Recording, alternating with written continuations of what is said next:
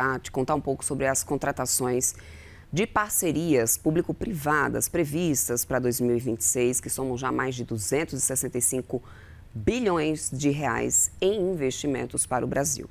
A estimativa aparece no último relatório elaborado pela consultoria Radar PPP e antecipado todo mês pelo CNN Money para vocês. E para falar um pouco mais sobre esse cenário, temos com a gente aqui o Guilherme Naves, que é sócio fundador da Radar PPP, que vai trazer mais detalhes para a gente sobre isso. Meu querido, muito bom dia para você. Antes de mais nada, obrigada sempre aqui pela colaboração e pelo seu tempo agora nessa manhã com a gente.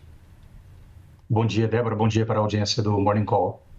Vamos lá, então, entender um pouco dessa agenda para 2026, né? Um pipeline bastante robusto de concessões. A gente já tem acompanhamos isso também no ano de 2025.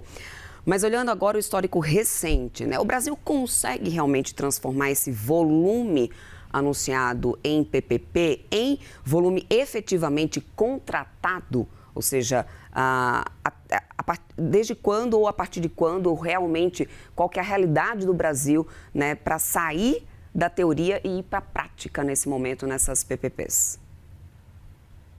Muito bem, Débora. Essa pergunta é muito boa, porque ela traz um gancho especificamente sobre o que eu pretendia trazer aqui. A gente tem feito boletins mensais que tentam estimar o investimento privado contratado por meio desse perfil de contratos, né, de PPPs e concessões, e, gentilmente, a CNN sempre faz um esforço de nos dar um espaço para repercutir. Aí a gente fala sempre em grandes cifras, da casa de, como está destacado aqui no início da nossa conversa, de mais de 250 bilhões contratados no ano passado, foram mais de 250 leilões realizados no ano passado, e às vezes, em alguns casos, pode ser que a audiência pode ficar entendendo isso como muito etéreo, né? E eu acho que é importante trazer aqui, porque a gente tem uma chance, uma oportunidade legal de contar sobre os projetos que estão aí, que vão ser leiloados no universo de curto prazo, coisa de dias, semanas. E tem muitos projetos que são muito representativos dessa monta. Ontem mesmo eu assisti ao CNN Money e vi o Nakagawa repercutindo, por exemplo, a PPP da nova sede do governo do Estado de São Paulo, né, do novo centro administrativo. E mesmo isso vai ser entregue agora, os envelopes foram entregues ontem, e nessa semana deve acontecer o leilão. E é mesmo nessa semana que deve acontecer também por parte do governo do Estado de São Paulo, por exemplo, a concessão da Rota Mogiana, que é um projeto rodoviário importante, que envolve a região de Campinas até em torno ali de Água da Prata, né, na divisa com Minas Gerais. E para além disso, né, outros projetos rodoviários estaduais que estão em voga, como, por exemplo, o Bloco 2 das rodovias gaúchas, que envolve a região do Vale do Taquari, o norte do estado, e também o lote noroeste em Minas Gerais. Isso para ficar só nas rodovias. Se considerar apenas esses 3 projetos, estamos falando aí de 20 bilhões de reais. Então, isso dá uma percepção de realidade um pouco maior, de traduzir, de ilustrar um pouco desses grandes números, dessas cifras que a gente tem divulgado. Agora, Guilherme, muito mais importante, eu acho que do que o número, né, de leilões, é a qualidade do ativo ofertado. Essa agenda de 2026, por exemplo, traz projetos maduros, realmente consistentes, que possam realmente atrair os investidores, ou ainda há risco de editais excessivamente alavancados que pode acabar acarretando em um não sucesso no momento. Qual que é a avaliação que você faz sobre a qualidade agora desses ativos ofertados? Perfeito. O Brasil tem aperfeiçoado de maneira bastante consistente a nossa prática de estruturação de projetos, né? Isso vem com o apoio de políticas públicas específicas nessa direção, a maneira como o governo federal, por meio dos bancos públicos vinculados à União, sobretudo o Caixa e BNDES, no apoio a entes subnacionais. Isso tem se tornado ainda mais decisivo na base, né, com o apoio do Banco do Brasil, em formação de pessoas. Então, há razões para confiar que o amadurecimento do mercado brasileiro de infraestrutura, passa pela maneira como todos esses temas foram cuidados. Isso nos projetou, né, enquanto mercado de economia emergente em infraestrutura, como um dos grandes destaques internacionais. Então, obviamente que numa amostra tão representativa assim, de mais de 250 leilões, inevitavelmente vai haver projetos que possivelmente não vão encontrar licitantes, que vão ter falhas estruturais importantes, mas acho que é justo supor que a maior parte dos projetos, sobretudo aqueles que são mais representativos, que envolvem um maior volume de capital, eles passaram por um processo de estruturação que que carrega um pouco dessa experiência e desses aprendizados que o Brasil tem registrado aí nas últimas décadas. A gente tem ainda um custo de capital, né? Ainda num cenário de muito debate, Guilherme, porque o cenário ainda é de juros estruturalmente elevados aqui no Brasil. Então, o retorno oferecido nesse momento com essa agenda compensa o risco Brasil, o risco regulatório, cenário global de juros que a gente tem atualmente? É óbvio que esse é um tema importante e é um tema indispensável que vai estar na análise de todas as modelagens de projetos de PPP que envolvem investimento privado altamente comprometido nas fases iniciais dos projetos. Mas é importante também considerar que os projetos de PPP, os PPP são um instrumento financeiro, então,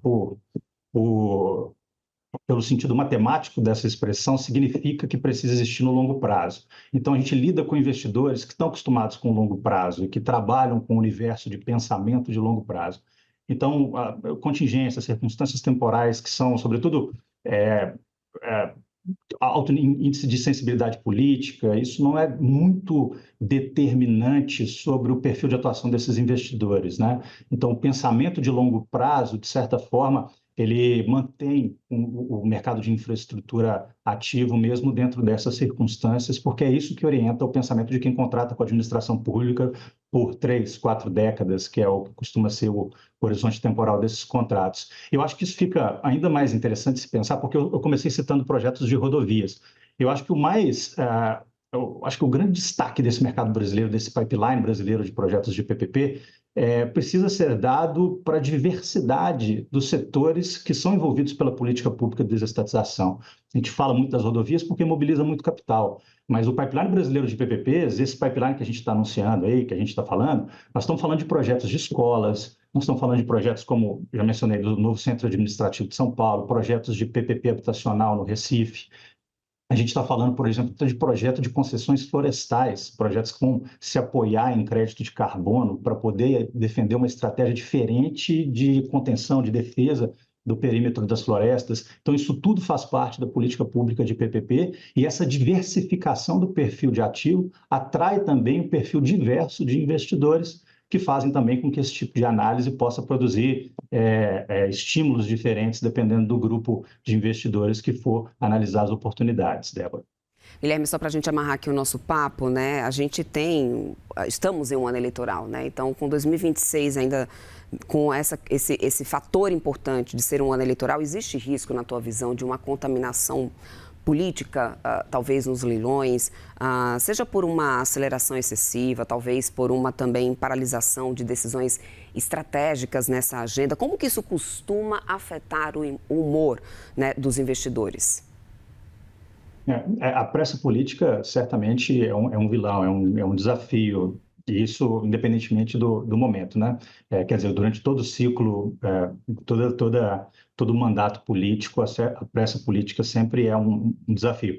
O que a gente pode dizer especificamente sobre anos como esse é que normalmente há de se pensar, por exemplo, uma reta de chegada para os projetos estaduais e para os projetos da União, né? Então, a gente pode imaginar que vários leilões de estados e do governo federal podem ser projetados para esse ano. Não é um momento para se pensar em iniciar uma trilha de estruturação de um projeto municipal.